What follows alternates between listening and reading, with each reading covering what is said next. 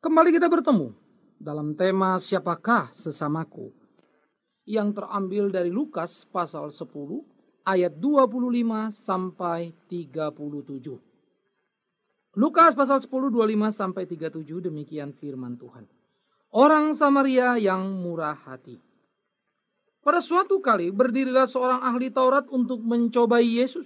Katanya, "Guru, apa yang harus kuperbuat untuk memperoleh hidup yang kekal?" Jawab Yesus kepadanya, "Apa yang tertulis dalam hukum Taurat? Apa yang kau baca di sana?" Jawab orang itu, "Kasihilah Tuhan Allahmu dengan segenap hatimu, dan dengan segenap jiwamu, dan dengan segenap kekuatanmu, dan dengan segenap akal budimu.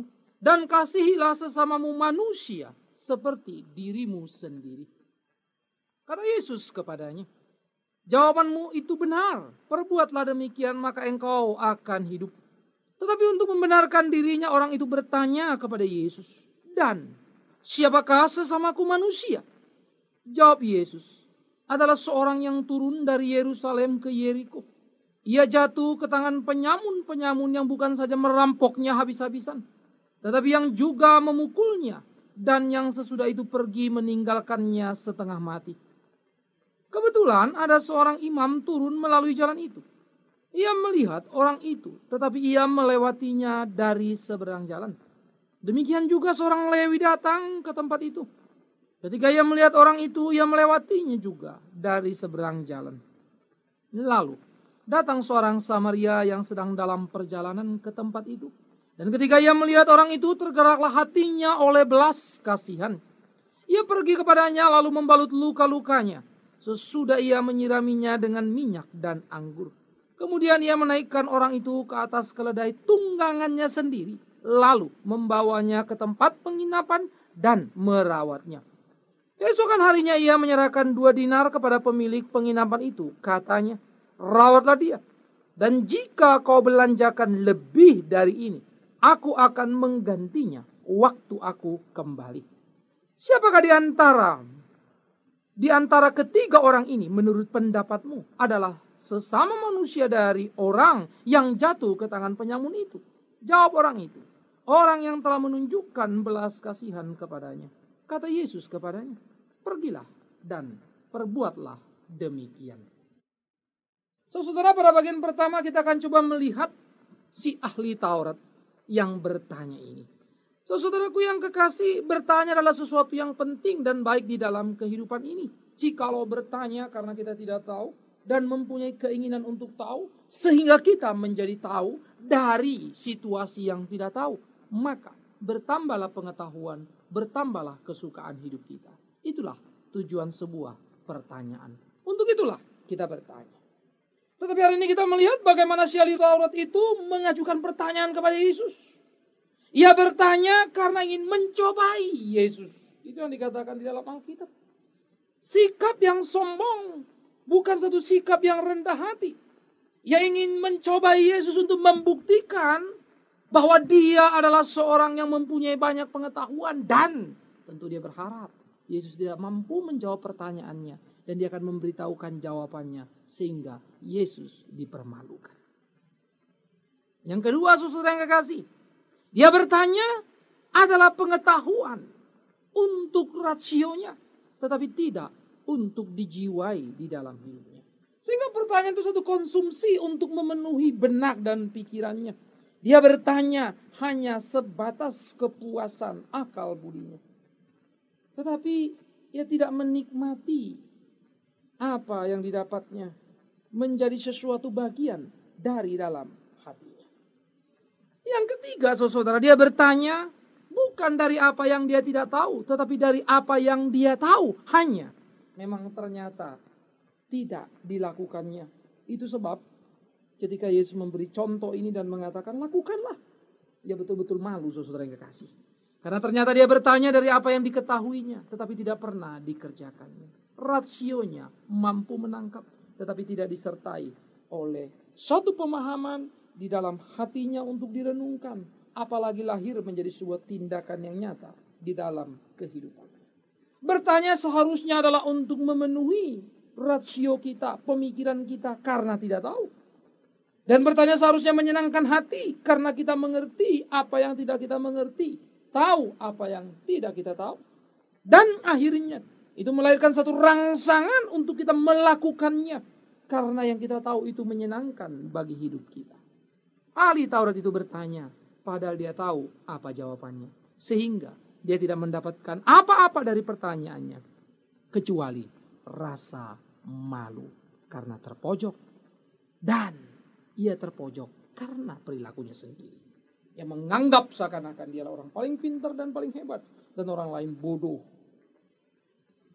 Dan dia menganggap Yesus pasti bisa dijebaknya melalui pertanyaannya. Siapakah sesamaku? Saudara, pada waktu dia bertanya tentang hidup yang kekal, lalu Yesus bertanya kembali kepadanya. Dan dia mampu menjawab apa yang ada di dalam Taurat ketika dia mengatakan tentang kasih kepada Allah dan kepada sesama. Tetapi jawaban yang sudah benar dan Yesus sendiri mengatakan benar, lakukanlah. Diajukannya lagi pertanyaan dan mengatakan siapakah sesamaku? Saudara yang kekasih, ini menjadi sesuatu yang sangat lucu sekaligus terkesan menjadi sesuatu yang sangat bodoh. Mengapa? Karena saudaraku, kalau dia bertanya siapakah sesamaku, maka pertanyaan itu harus diikuti juga, bukan? Siapakah Allahku? Karena hukum Taurat itu berkata tentang kasih kepada Allah dan kasih kepada sesama. Tetapi dia bertanya siapakah sesamaku yang harus kukasihi itu? Seharusnya dengan jujur dia harus juga bertanya dong, siapakah Allahku? Karena bagaimana dia bisa mengenal Allahnya jika dia tidak mengenal sesamanya? Bagaimana dia mampu mengatakan dia mengasihi Allah jika tidak dia mengasihi sesamanya? Bagaimana mungkin dia berkata yang mana sesamaku? Kalau memang dia mengenal Allah.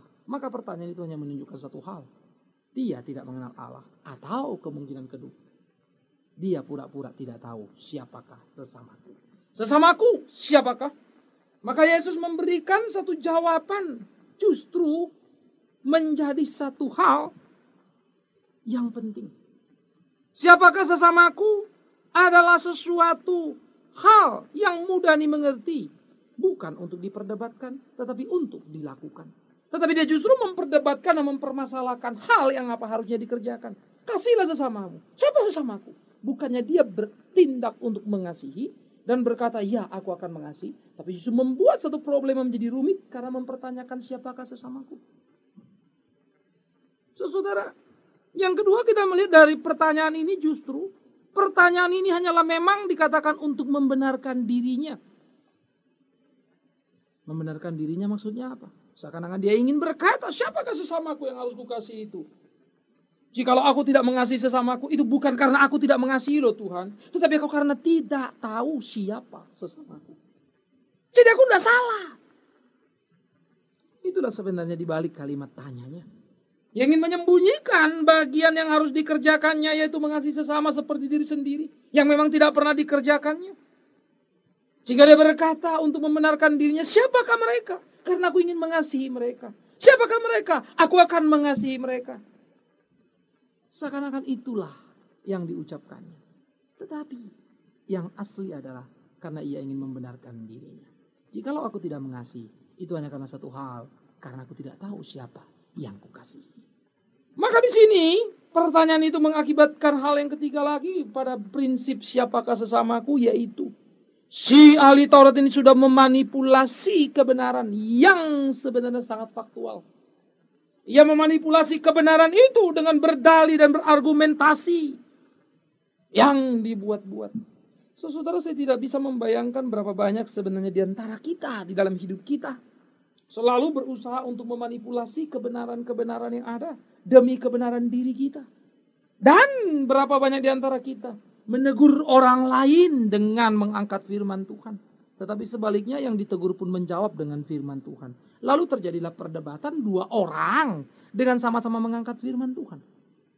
Heran ya, emangnya firman Tuhan itu dua posisi yang berbeda sehingga bisa berdebat. Orang itulah yang berdebat, si A dan si B. Tetapi mereka melibatkan dan memperalat firman Tuhan. Akhirnya seakan-akan firman Tuhan jadi perdebatan. Saudara, ini sesuatu hal yang tragis. Iblis pernah memakai firman Allah untuk mencoba Yesus pada Matius pasal yang keempat. Tapi Yesus menjawabnya dengan bijak, bukan? Sehingga iblis harus malu dan menyingkir dari hadapan Yesus. Pencobanya gagal. Tetapi kita begitu suka mengulangi peran si iblis ini. Dengan mengangkat dan berbicara tentang kebenaran firman Allah. Bukan untuk mengagungkan dan meninggikan kebenaran itu. Tetapi untuk membenarkan diri kita. Menambah nilai hidup kita. Pertanyaan si ahli Taurat bukanlah menjadi jawaban. Bukanlah seorang yang rindu untuk tahu dari apa yang dia tidak tahu. Tetapi hanya sekedar pembenaran diri. Dan memanipulasi kebenaran. Untuk kepentingan diri sendiri. Untuk apakah seharusnya seseorang bertanya? Maka kita kembali lagi saudara, seperti apa yang saya katakan di depan tadi. Marilah kita bertanya untuk mengetahui apa yang tidak kita ketahui. Sehingga kita sadar di dalam hidup kita apa yang tidak kita mengerti. Dan kita mau bertanya untuk hal itu supaya kita mengerti. Yang kedua, bukan saja hal itu. Tetapi bagaimana kita juga merenungkan apa yang sudah kita ketahui tadi. Saya tidak tahu, maka saya bertanya. Kemudian saya menjadi tahu. Kalau saya menjadi tahu itu tidak boleh berhenti. Maka yang saya ketahui harus saya renungkan, saya gumuli. Sedemikian serius. Supaya saya bisa menemukan intisari dari apa yang saya ketahui. Supaya yang saya ketahui itu menjadi bagian dari kehidupan saya. Bagian dari jiwa saya. Bukan cuma rasio saya. Ini penting saudaraku. Maka sesuatu yang sudah saya ketahui, saya gumuli, saya simpan di dalam hati tadi. Maka dia harus menjadi satu tindakan nyata. Karena dia sudah merupakan bagian dari hidup saya. Yang mesti muncul sebagai sesuatu reaksi yang keluar dari diri saya. Yang tahu sudah. Sehingga pengetahuan itu keluar menjadi satu tindakan. Tindakan karena merupakan bagian dari saya. Menjadi satu tindakan. Tindakan yang menjadi identitas saya. Menjadi satu tindakan. Dan dengan tindakan itu orang mengenal saya. Jikalau kita suka untuk bertanya tentang kebenaran, maka kita tahu banyak kebenaran. Jikalau kita tahu banyak kebenaran, maka kita harus merenungkan kebenaran. Jikalau kita mau merenungkan kebenaran, maka kita harus melakukan kebenaran. Dan dengan melakukan kebenaranlah, maka perbuatan kita mengatakan, kita memang tahu apa itu kebenaran. Dengan berbuat kebenaranlah, identitas kita bisa dimengerti dan dikenal oleh orang lain, saudara-saudaraku. Jadi bukan sekedar berargumentasi dengan mulut bibir kita. Tapi tidak melakukannya di dalam kehidupan kita. Hal ini menjadi tantangan penting bagi kehidupan kita, saudara. Berapa banyak juga di antara kita sebenarnya adalah orang-orang yang tidak mau tahu terhadap kebenaran. Kita tidak mau bertanya dan mempertanyakan tentang kebenaran. Kita suka untuk mendengar sesuatu tanpa mempermasalahkan lagi. Kalaupun kita bertanya, maka kita bertanya seperti si ahli Taurat. Hanya untuk memperumit sesuatu yang sederhana. Saudara, bertanya penting, tetapi tidak untuk membanggakan diri. Bertanya penting, tetapi bukan untuk memanipulasi kebenaran. Oleh karena itu di dalam kehidupan kita, saudaraku yang kekasih, memang perlu sikap kritis sehingga kita bertanya. Satu kali, saudara, ada beberapa anak hamba Tuhan berdebat. Lalu satu anak mengatakan, papaku adalah pendeta yang hebat. Karena dia khotbah cukup dengan catatan kecil saja. Outline khotbah. Begitu. Lalu anak yang kedua mendapat, oh papaku lebih hebat dari papamu. Karena papaku khotbah. Tidak perlu pakai catatan. Wah saudara. Dengan bangga si anak ini teriak. Lalu tentu dia berpikir, papanya lah yang paling hebat. Tapi mendadak satu anak lagi bilang, oh papaku jauh lebih hebat daripada papamu. Papamu, dia katakan pada yang satu lagi, khotbah dengan outline. Catatan-catatan kecil saja. Papamu khotbah tidak pakai catatan. Papaku jauh lebih hebat karena khotbah tidak pakai pikiran, saudaraku. How? Anak tiga berdebat ini coba menceritakan bagaimana papa mereka berkhotbah. Saudara, berapa banyak memang orang berkhotbah tanpa mempersiapkan dirinya? Berapa banyak orang berkhotbah bersembunyi di balik kata pimpinan Roh Kudus lah, Roh Kudus mau bicara inilah. Hanya karena tidak bisa persiapan dan malas untuk persiapan. Alkitab kan sudah ada. Allah kan sudah wahyukan. Komplit tertulis. Bisa dibaca, bisa dipelajari, dihayati, dimengerti. Dan baru dikhotbahkan. Jadi tidak mungkin ada wahyu tambahan kan saudara ya. Ya kecuali memang. Mungkin orang-orang yang klaim seperti itu. Orang-orang yang spesial ya saya tidak tahu lah. Mungkin mereka super. Mereka lebih dari yang lain. Maybe. Nobody knows. Tidak ada yang tahu. Itu urusan mereka. Tetapi yang saya tahu, wahyu sudah cukup. Diwahyukan Allah, tidak boleh ditambahi, tidak boleh dikurangi. Dan sudah dalam Alkitab. Karena itu, bacalah. Bertanyalah. Supaya kau tahu, kau mengerti mengapa seperti ini. Dan renungkanlah dan lakukanlah.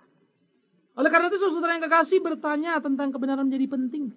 Untuk menjadikan kita kritis di dalam kehidupan ini. Tidak menjadikan kita orang yang mudah tersesat. Tetapi juga jangan sekali-kali menyesatkan diri dalam pertanyaan. Hanya karena tidak mau untuk melakukannya. Jangan menjadi tersesat karena malu bertanya. Jangan menjadi tersesat sehingga engkau tidak mengerti kebenaran itu secara hakiki. Saudara, saya ambil contoh sederhana. Ada satu tafsiran mengatakan seperti ini dari seorang hamba Tuhan. Mengapa murid Yesus 12? Lalu dia jawab, karena 3 kali 4. 12 adalah 3 kali 4. 3 artinya kemenangan 4 penjuru dunia. Barat, timur, utara, selatan. Jadi, Yesus memilih 12 murid karena kemenangan atas dunia. Saudara yang kekasih, kemenangan atas dunia tidak salah. Memang Kristus menang atas dunia. Tetapi bahwa kemenangan atas dunia itu berkaitan dengan 12 murid. Dan bahwa 12 itu 3 kali 4. Kan perlu dipertanyakan saudara. Tapi karena dia mengatakan itu hikmat. Lalu tidak ada yang mau tanya. Lalu main terima saja. Pertanyaannya kan sederhana. Kenapa mesti 3 kali 4? Kenapa tidak 6 kali 2 atau 12 kali 1? Atau 24 bagi 2? Atau 6 tambah 6, 10 tambah 2 dan seterusnya. Atau 14 kurang 2, 16 kurang 4. Iya kan? Itu yang pertama. Kenapa tidak mempertanyakan? Mengapa harus 3 kali 4? Siapa yang menentukan? Rumusannya kayak apa? Harus seperti apa? Apa itu bukan akal-akalan saja? Pikir-pikiran saja, mencocok-cocokkan saja dan kebetulan cocok? Kan mesti dipertanyakan. Tetapi orang amin. Kan begitu saudara. Amin, amin. Kita tidak kritis. Kita tidak mau bertanya. Kita punya hak bertanya untuk tahu kebenaran yang hakiki, saudara. Tapi untuk yang hakiki, bukan untuk seperti si ahli Taurat ini. Tanya untuk memuaskan diri. Yang kedua, apa lupa bahwa 12 murid Yesus itu satu pengkhianat yang namanya Yudas. 11 murid yang setia. Penggantinya Matias, nggak kelihatan karyanya. Justru Paulus yang kemudian menjadi produktif luar biasa. Maka mesti tanya lagi, kenapa? Karena plus Paulus jadi 13, saudara. Iya kan? Perlu juga dipertanyakan. Why? Nah itu jangan dilupakan. Jadi saudara yang kekasih, di dalam hal-hal seperti ini kita mesti pahami betul-betul. Jadi marilah kita bertanya untuk mengetahui kebenaran. Tetapi jangan sekali-kali bertanya untuk memanipulasi kebenaran demi kebenaran diri sendiri. Biarlah kita bertanya di dalam hidup kita tentang kebenaran. Dan dengan bertanya kita makin tahu banyak kebenaran. Dan tahu banyak kebenaran, kita menyimpan banyak kebenaran di dalam hati kita. Dan akhirnya kita menjadi orang yang melakukan banyak kebenaran untuk puji hormat nama Tuhan kita, Yesus Kristus. Selamat berkarya. Jalani hari-harimu dengan penuh setia dan takut akan Tuhan. Dan belajarlah bertanya atas segala apa yang kau dengar. Jangan menjadi orang yang tidak mau bertanya. Tapi jangan bertanya untuk membenarkan dirimu. Amin. Kita berdoa. Bapa di dalam surga, kami mengucap syukur dan berterima kasih untuk kebenaran firman-Mu. Kiranya Tuhan menolong memimpin kami dalam merenungkan firman Tuhan yang hidup, supaya hidup di dalam hidup kami. Dan memampukan kami untuk melakonkannya di dalam hidup kami. Sehingga muncul sebagai satu wujud yang nyata, di mana Tuhan dipermuliakan. Jadikan kami kritis dengan mau bertanya. Tapi jadikan kami rendah hati dengan bertanya untuk mencari kebenaran. Bukan membenarkan diri. Seperti ahli Taurat yang mencobaimu Tuhan. Pelihara kami. Karena kami pun sebagai manusia sangat amat mungkin terjebak pada hal yang sama. Kiranya Tuhan mengasihani kami. Menuntun dan membimbing kami. Di dalam nama Yesus Kristus kami berdoa. Mengucap syukur. Dan menyerahkan kehidupan kami dalam tangan Tuhan. Amin.